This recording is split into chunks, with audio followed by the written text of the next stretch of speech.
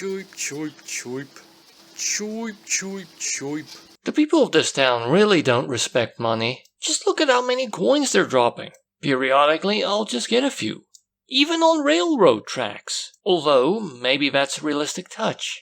People trying to flatten pennies. Welcome to this town just as crisis starts. The dreaded sand pest threatens them. A terminal epidemic that's bound to spread throughout the town. And it's your job as one of 3 different characters to fight the spread of this disease. Whoa, am I being delusional or is that Edward Cullen? Except grungier, each one of the characters has their own story, choices, personality and motivation, even their own tasks, which means that every character playthrough will actually be different. You're essentially competing against the other 2 to ensure your victory, fighting for the outcome that you would consider to be victory over the disease, to have that come to fruition instead of theirs. The game plays like a first-person shooter detective game. The combat mechanics are quite basic, shallow, almost clunky. You can use your fists, 2 different melee weapons, and 3 different ranged weapons if you can find and afford them, dodge what you can or suffer severe health loss. I opted not to buy any protective clothing because I could save and load, and chose instead to save my money for more expensive and useful things like food, or the less expensive items to barter with. Prices get jacked up during the chaos, and you have to figure out how to survive amidst all that gouging, as well as price gouging. It's absolute punishment. The answer I usually found was the bartering system. Trade sharp objects and nuts to kids, some of whom I'm only noticing now, wear jackets and scarves without a shirt. The reason they like these items is part of this bizarre world's lore. As is why they actually have medicine and ammo to trade. They have a lot more influence than your average child. They engage in areas subterfuge adjacent. You can then go and sell that medicine and buy food, as well as more sharp objects and nuts, if they're available, to cement your reputation as one of those fun, irresponsible adults. I've got knives and treats. There are other tricks to learn as well, and all these factors combined resulted in, I'm pretty sure, the first time ever in a video game where I regularly used the bartering system with non-shop NPCs. And arguably this game is an impressive economy.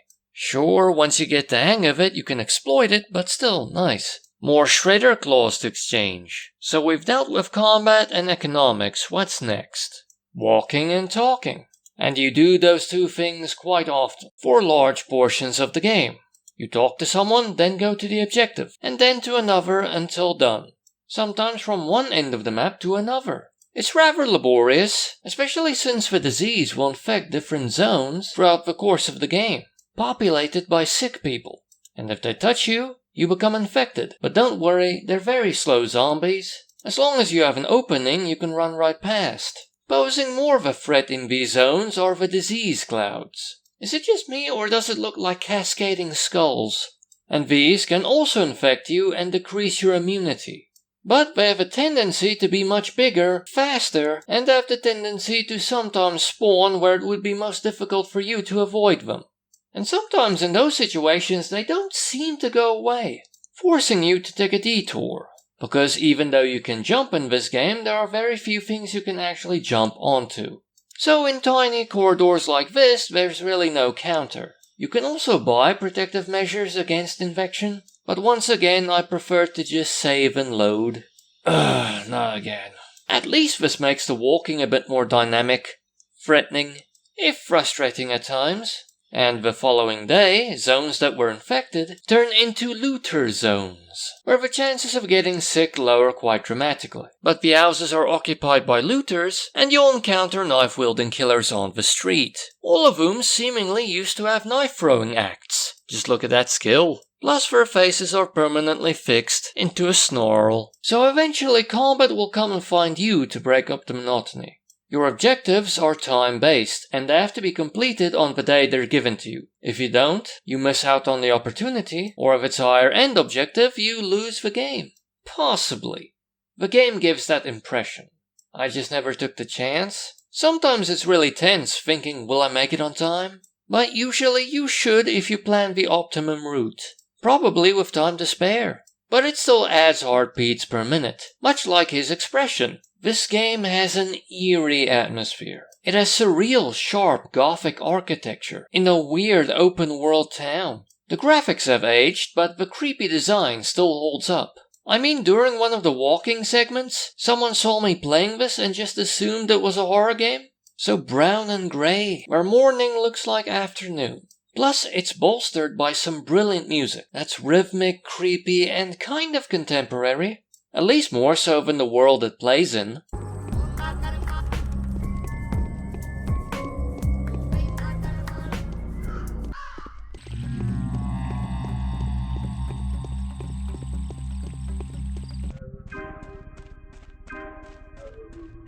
Arguably, the music carried most of the scariness load, and any unease you feel was mainly due to the atmosphere, because there are no jump scares, and it never gets that dark. I mean, this is nighttime. Impressive. And it also helps that everyone you meet has a lifeless and creepy feeling. Yet nearly all of them are hiding something from you, and for most of the game, the nature of the plague is always up for question. Was it caused by someone? Was it accidental? Was it inevitable? Is it magical or supernatural or something rational and scientific? I only played as one of the three characters, the Dr. Bachelor Dankovsky, and during that playthrough my opinion was blown about by the opinions of the townsfolk and the daily occurrences, constantly questioning the disease and the motives of the people I interact with, as well as the possible endgame of the story. What could this possibly be leading to? And the story is good and mentally stimulating. Sometimes the dialogue was smarter than me, with me just understanding the gist of it. The story evokes mystery, and even their short voiceovers at the start of dialogue that didn't necessarily pertain to what they were saying at the moment. Have you seen the cannon? You can hit the moon with it. Added to the creepy small town vibe. But in all fairness, sometimes it felt more pretentious than ethereal, foreshadowing and weird. Truth is foundation. But at times it really did the trick. I mean, you have to appreciate a game that has a tangent about kids hoarding and mixing medicine, create something so powerful that it can cure this incurable disease, but just as likely kill you or paralyze you. And, spoiler alert, you can unlock a true ending, if you play well enough, that takes a real meta turn, but in my opinion, in a good way. And if you play really, really well, you can unlock the real true ending, which in my opinion, ruins that good ending. Just a fair warning. So this game is a beautiful and unique thing, but there is a lot of reading, and there's a lot more walking than combat, resource management, story and dialogue. So much so that I didn't really replay it with a different character. But during the Warhorse test, I played a little bit of the Horospex route, and it seems quite different, judging from the start only. Bachelor Dankovsky was welcomed into the town as a possible hero, to an extent, but the Horospex was mistaken for a murderer, and from the start has a low reputation. Civilians attack you on sight. I have some idea as to how you would fix that reputation, but I have no idea if that would stop the attacks. And if they don't stop, I have no idea how you're supposed to go about your business. I didn't really notice a penchant for stealth gameplay. I mean, you interact with people in their houses in the middle of town. But hey, at the very least, this means that characters play differently. But I'm not gonna seriously try another playthrough, as all that with Bachelor took me about 38 hours. Plus, arguably, there are some refinement issues. Some quests can be a bit vague about what to do next and where to do it. And some communications you have with people are not recorded in the quest log, so you kind of have to remember a couple of things they tell you. But in all fairness, some of this can be mitigated by knowing something from the start that I did not. During the course of the day, you receive letters. Press L to read them. I didn't know that until day 4 of 12. I was just constantly running about town checking in on people to see whether they need help or if there are any new developments. That little tidbit will make things a little bit less frantic. Lastly, the game intimates that you have choice and states the importance of you saving certain people from death in order to succeed. But usually the only choice is do a quest or don't, or dialogue options that, in my experience, rarely lock you out from progressing in a quest line. Not doing a quest irks the completionist, especially since there aren't many alternate choices. And if you actually do get locked out of success, that's annoying period. And at least when it comes to the people Bachelor had to save, across the span of the game there really weren't many situations where it felt like they were in danger. Apart from them getting infected with the disease, or some other issue I had nothing to do with. Spoiler alert, something happens that might seem like game over, but the game gives you a workaround. I'm talking about Eva. And those who do get the disease, spoiler alert, a cure gets developed. But they're rare, so just hold on to them and you can cure a surprising amount of people. As said, playing with Bachelor Dankovsky took me 38 hours to complete, with a lot of saving and loading. But if you think you may play more than one playthrough, you will probably extend that quite a bit. It's just I couldn't get myself to do it. It's fun, but laborious. And at least some gaps in the story, I already knew what the other characters did, and thus where their stories will take you on occasion. And the game is quite cheap on Steam. 139 Rand full price, 13 Rand 90 on sale. So for my one playthrough of the game, that's 37 cents per hour of gameplay, which is ridiculously good. And to download, it isn't that much of an ask, as it takes up 1.8 gigabytes on the hard drive. Not the easiest, but definitely not the hardest. And it does work on the Warhorse quite well. During the test, I wasn't playing the most action-packed section, but I was playing as the Harspecks, and as said, people were attacking me on sight. There were small stutters and jolts, especially when I was running from them, but it wasn't that bad. Based off of this section, I'd argue it's playable. Sure, I wanted to stop playing it, but that was mostly because I didn't want to play this creepy game again. I'm not that big a horror guy. Horror guy. Stereotypically, maybe it's not that kid-friendly. It's not that bloody, it's just really creepy. Grim. A lot of people die of disease, but maybe some kids can handle it as a sort of starter horror game. Plus some of the townspeople have some prejudices against the worms, as well as the people of the steppe that also live in the town. Also, one character is referred to as a hunchback.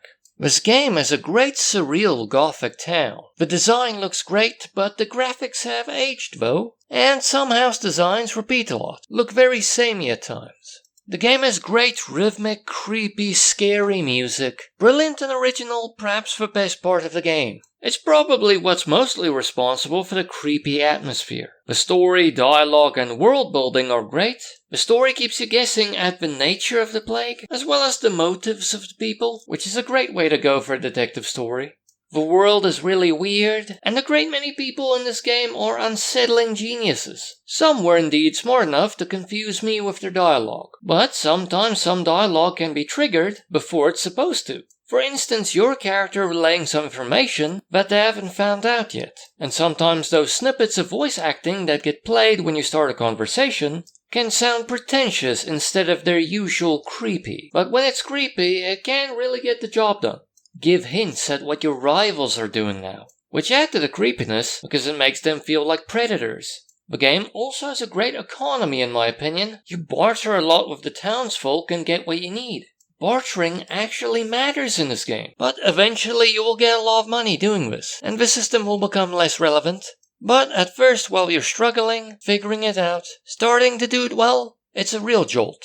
On the maybe side, without a doubt you'll probably spend most of your time walking around, followed by talking, instead of engaging in combat or resource management. And you have to read a lot. Story is probably the meat of this game, and the walking may be handling the cutlery.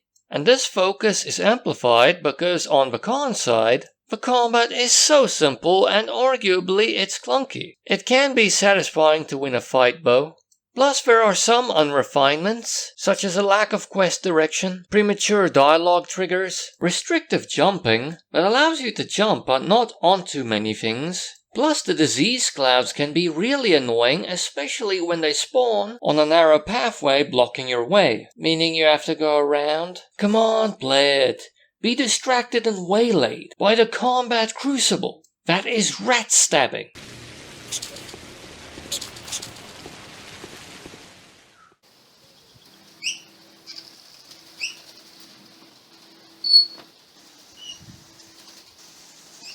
Choip, choip, choip.